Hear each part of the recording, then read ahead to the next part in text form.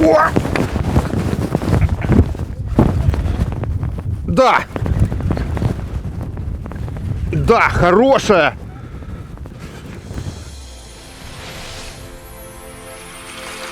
Рыбалка с Юрием Петрашем. Доброе утро, друзья! Еще один день в Норвегии. Сегодня у меня предстоит рыбалка с двумя Сергеями. Сергей Валерьевич, Сергей Борисович. Я думаю, это хороший знак. Начнем мы сегодняшнюю ловлю с ловли трески на джиг. Ну, а там уже как пойдет. Утро, как обычно, начинается с дождя, но мы уже к этому привыкли. Дождь может прекратиться через секунду, может через час. Здесь погода, кажется, штиль, но мы точно знаем, что там очень большая волна. Ну, мы уже не мальчики, поэтому мы прогреваем мотор и отправляемся в путь.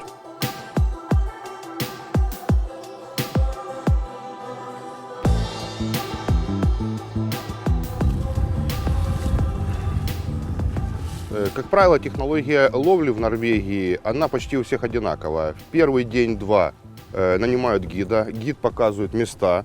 Для этого не помешает собственный GPS, в котором можно ответить маршрут. И потом по тем местам, по которым вы ходили с гидом, вы кружите и ищете рыбу.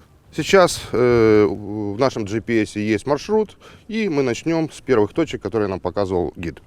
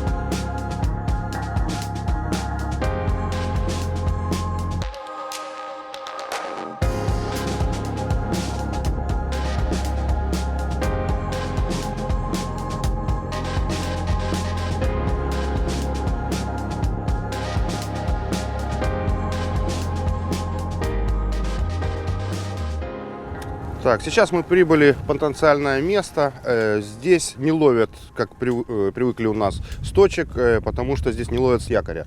Здесь ловят дрейфом, то есть сплавом. Поэтому мы сейчас выбираем подходящую глубину. Это должна быть глубина там порядка 12-15 метров.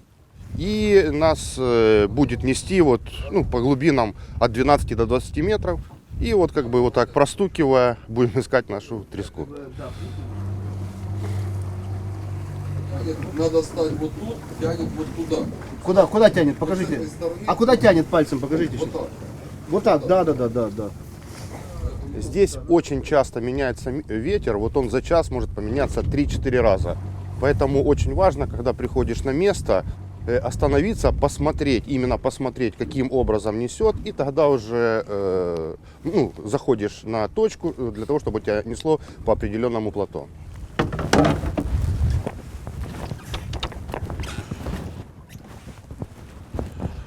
А ты далеко бросаешь, да? Нет, подмог. Проводка в данном случае незамысловатая, находим дно, подбрасываем, иногда отпускаем шнур, чтобы приманка была у самого дна. И ждем поклевку трески.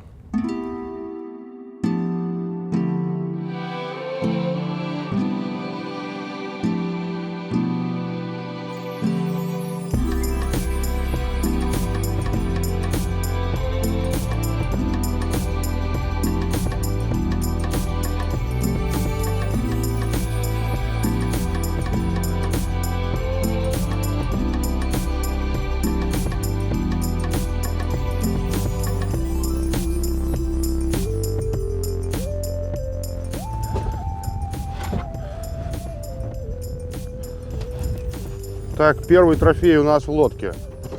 Да, очень вкусно. Вот таким образом мы завтракаем. Попробуй. Просто солененькая, вкусная. Сергей Борисович. Да не, я как-то люблю больше сыр. много йода.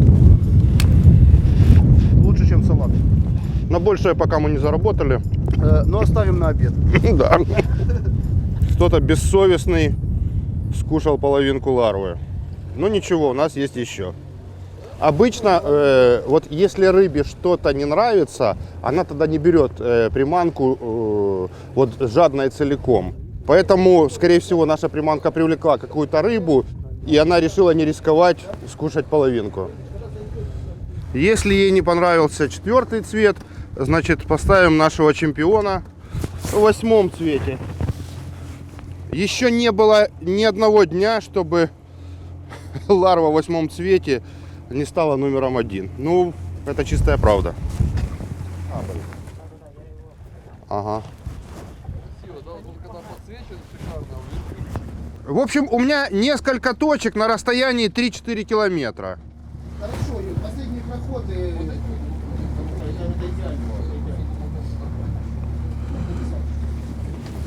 Сереж, смотри, хочу вот тебе показать. Вот, допустим, точка 3 километра, да, и потом смотри, как они идут. Ну, то Это есть, точки? Да, это все точки тресковые.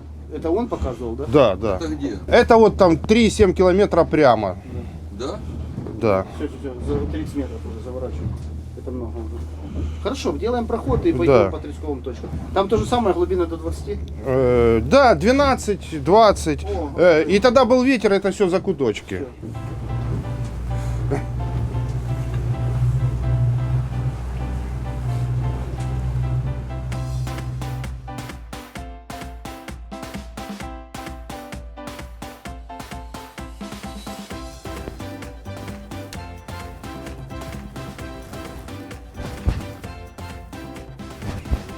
Ну, мелкая, но первая. Ну, не надо. О, вот наша ларвочка.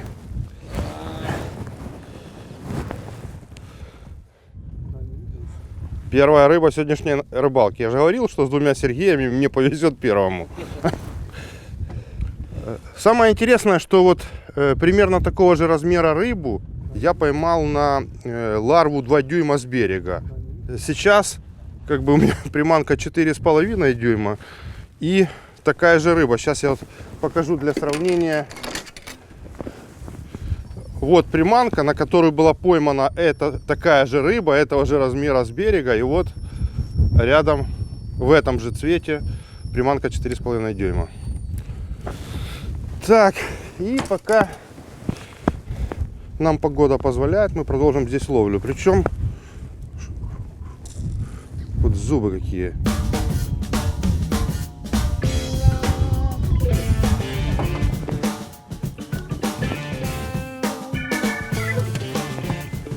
Начало есть.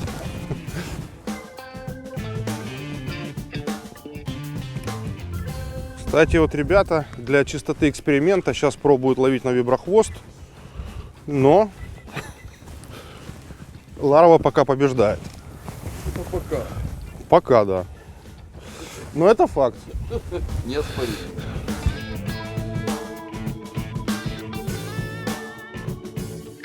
А вот еще одна поклевочка. Я по привычке бросил на солнце. Часто бывает, что вот именно забросы в сторону солнца дают результат. И кто-то опять сел на нашу ларвочку. Вот такая, правда, подбагрилась. Кстати, вот на первой рыбалке с пирса на маленькую ларву я поймал вот такую рыбу и та, которая была предыдущая. То есть вот она явно атаковала, как судак, под жаберную крышку. Вот пока ларва выигрывает у виброхвостов 2-0. Так, ну, эту красивенькую рыбку мы отпустим, я думаю, она выживет. К большому сожалению, треску мы пока не нашли, за которой мы охотимся. Но для того, чтобы не скучать, вот такая разная красивая рыба атакует на нашу приманку.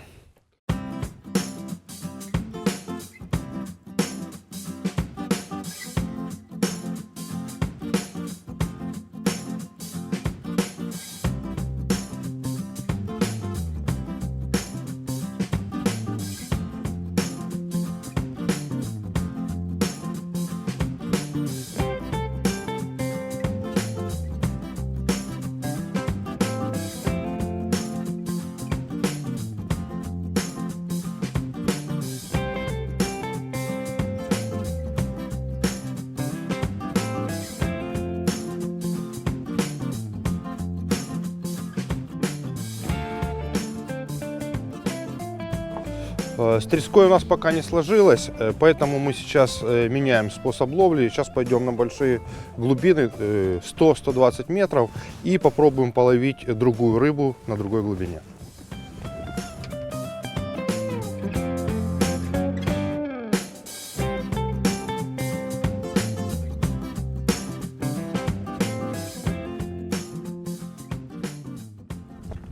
Сейчас мы стали на глубину 150 метров. Будем ловить следующей снастью. Это огромный пилькер, 500 грамм. Выше пилькера всегда вешается еще каких-то 2 искусственные наживки. Ну, в моем случае это 2 ларвы. У ребят стоят трубочки, которые называются перцы. Вот. Сейчас мы разделываем вот такую ставриду, которую мы дома с удовольствием покупаем, а здесь она используется в качестве наживки. Пол рыбы вешается на нижний тройник пилькера, и очень часто, ну как правило, именно на вот это мясо клюет рыба, которая живет на такой большой глубине.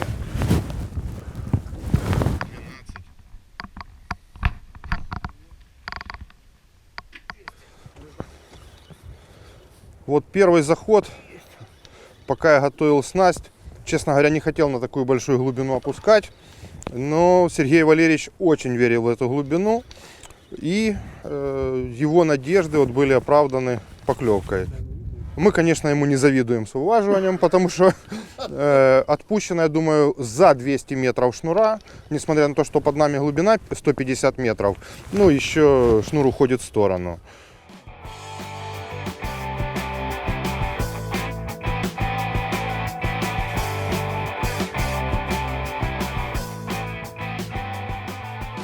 В данном случае рыба достается с такой глубины, что у нее выжить шансов нет.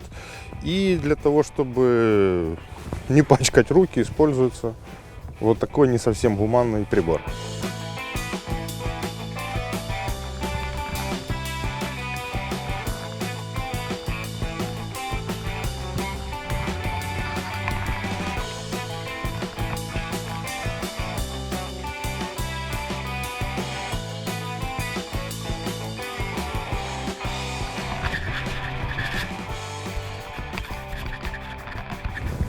Так, друзья, вот и у меня поклевка на 140 метрах. Вот, рыбка бьется. По ощущениям, пока эта рыба кажется больше предыдущих.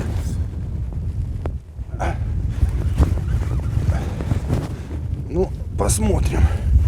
Впереди меня ждет долгое вываживание. Здесь очень сложно определить размер рыбы, но вот так, мне кажется, если наугад, то ну точно больше 3 килограмм. Причем вот рекомендация вот для людей, которые едут первый раз, касательно вываживания. Нужно именно удилищем вот поднимать, потом подматывать катушкой. Потому что если просто мотать вот так катушкой, устаешь в несколько раз быстрее. У нас там висит 2 ларвы, и мне, конечно же, хотелось бы, чтобы поклевка произошла именно на них. Хотя в большинстве случаев рыба клюет именно на пилькер, на котором подсажено мясо.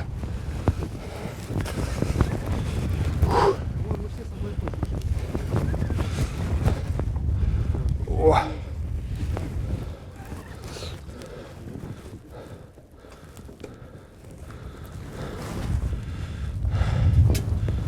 Вот. Да, и все-таки, правда, немного забагрилась, но за ларва. Так, по ощущениям была рыба гораздо крупнее.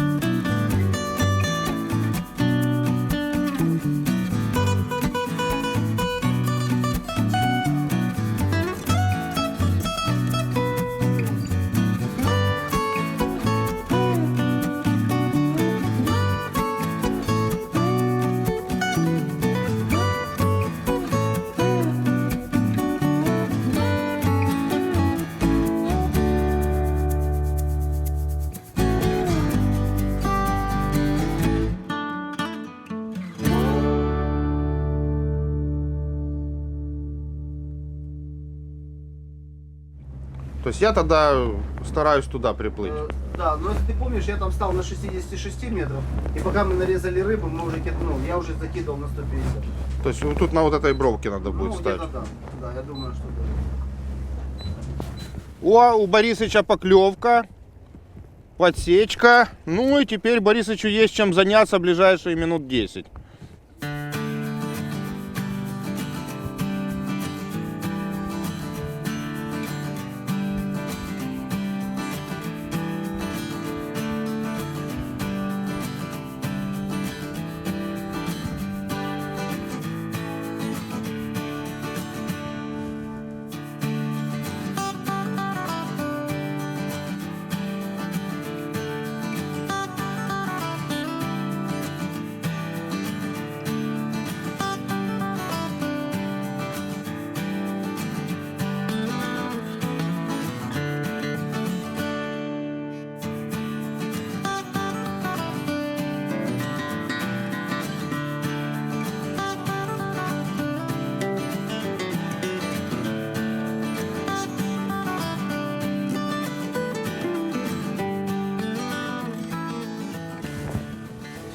О, 32.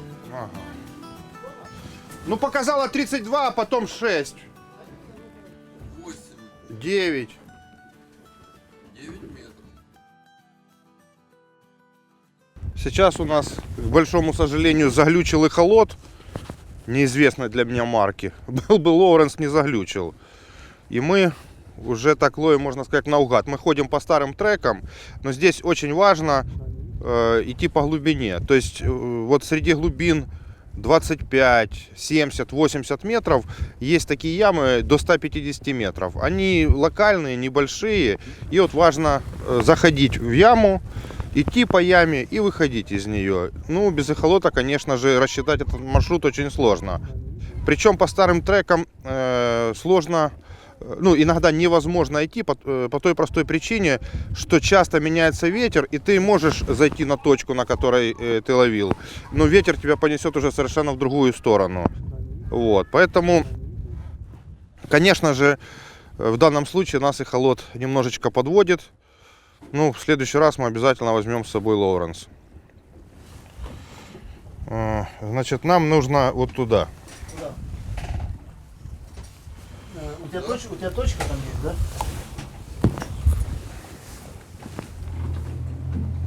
На белое что? Нажми просто на экран. Ну, чтобы было 62. Иди. Нам на точку.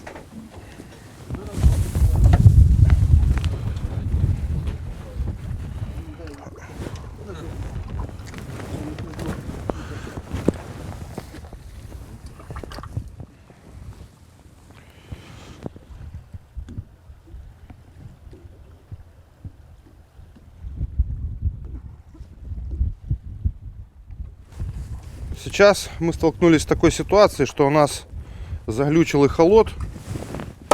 Вот у меня на всякий случай лежал с собой диппер. И некое понимание глубины, благодаря случайно оказавшемуся у меня дипперу, мы будем знать. Мы его сейчас так поставим, чтобы он не сильно мешал. Диппер слишком мелко или слишком глубоко. Сейчас, когда у нас поломался эхолот, я решил воспользоваться диппером. Но, к большому сожалению, для него здесь очень большие глубины. Есть определенные ограничения, ну, больше которых он не показывает. Надо будет дома проверить. Но я себя поймал на мысли о том, что это будет незаменимая штука на обычных рыбалках, то есть в домашних условиях, там, где глубины для него абсолютно привычные.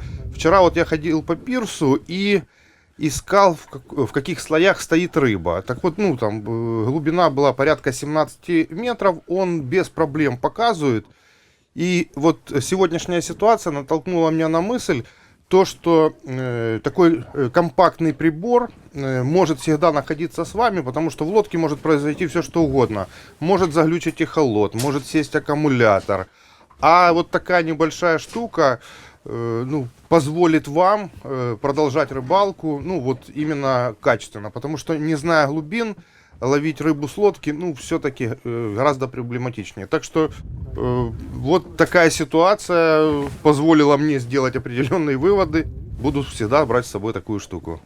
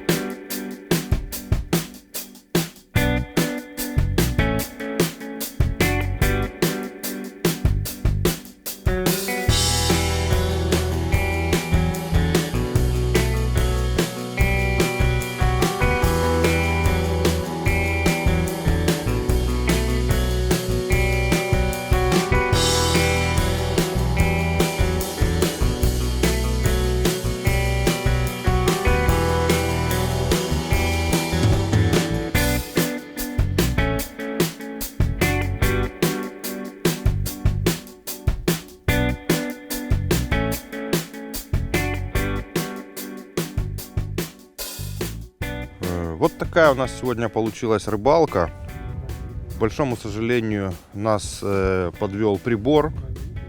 Хотел я выйти из положения с помощью диппера.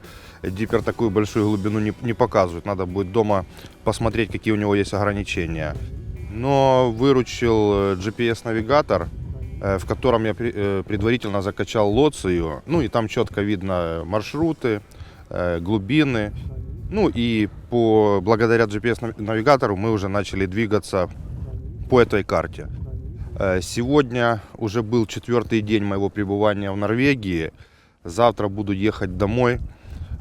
Хочу поблагодарить своих напарников, друзей, 2 Сергеев.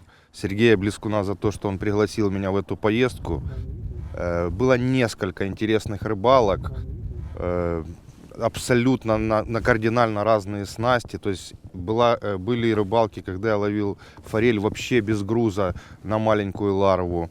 Были рыбалки, когда я в качестве груза использовал полукилограммовый пилькер и самую крупную рыбу поймал на ларву 5,5 дюймов. В общем, удовольствия масса, ощущения самые хорошие. С вами был Юрий Петрош. До встречи на следующей рыбалке. О! Да! Да, хорошая! Вот мы только записали концовку. Только записали, ребята говорят, поехали домой, и тут сразу же поклевка.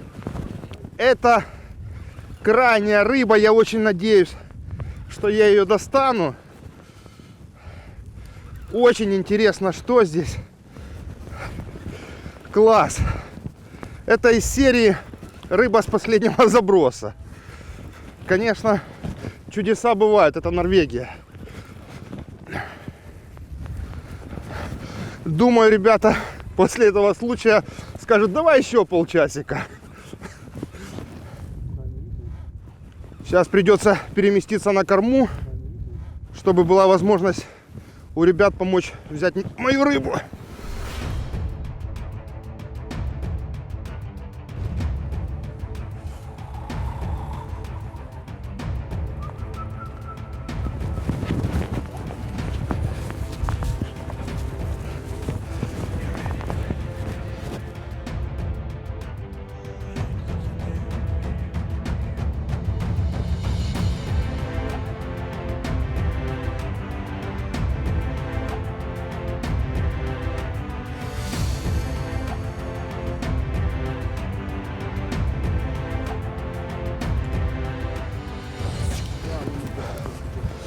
Хорошая.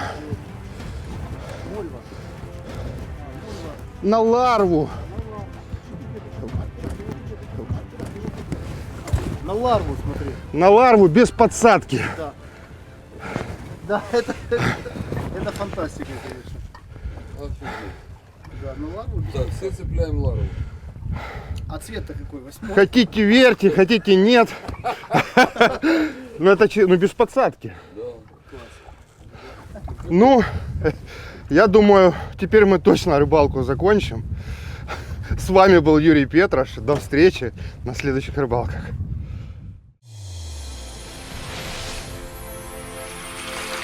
Рыбалка с Юрием Петрашем.